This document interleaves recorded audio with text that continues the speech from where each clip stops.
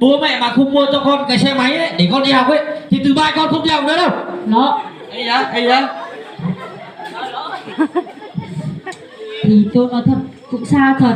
Ông xem trời thì nắng như thế này, nó đi học mới có 2 tuần mà gầy gò xanh xao hết rồi, có mỗi một thằng thôi đấy, ông không sót à?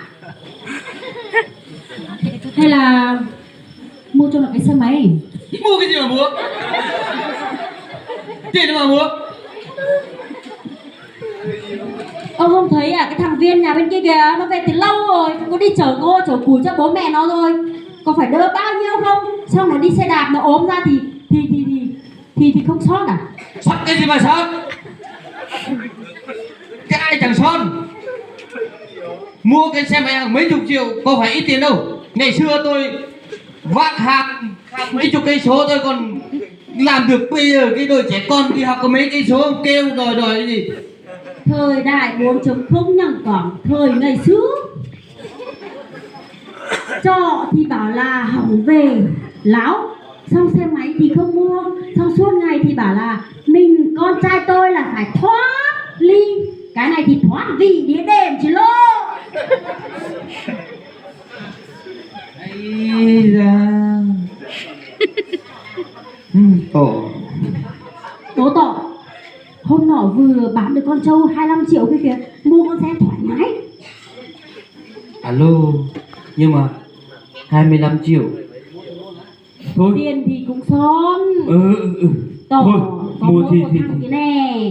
kiểu gì cũng có mỗi thằng đít nhôm thôi.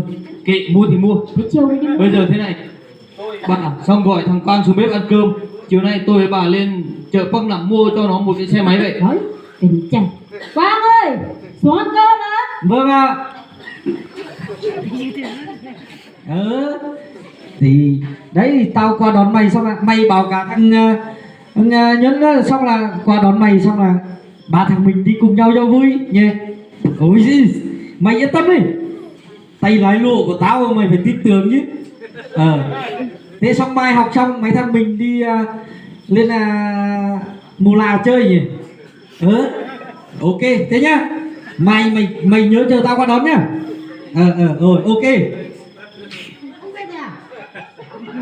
Hôm nay bé được nhiều ngô thế. Sao mà về muộn thế? 12 rưỡi rồi. Alo. Nè hơn 12 giờ rồi. Bảo thằng Quang đi học về, còn nó có xe máy rồi, bảo về hội chợ Ngô Chợ Thóc này. Bây giờ mấy giờ rồi? Nó đã về đâu. Đừng bảo là đấy, lúc đi xe đạp còn đạp xe còn về nhanh hơn. Bây giờ có cái xe máy về á, bây giờ vẫn còn chưa thấy đâu.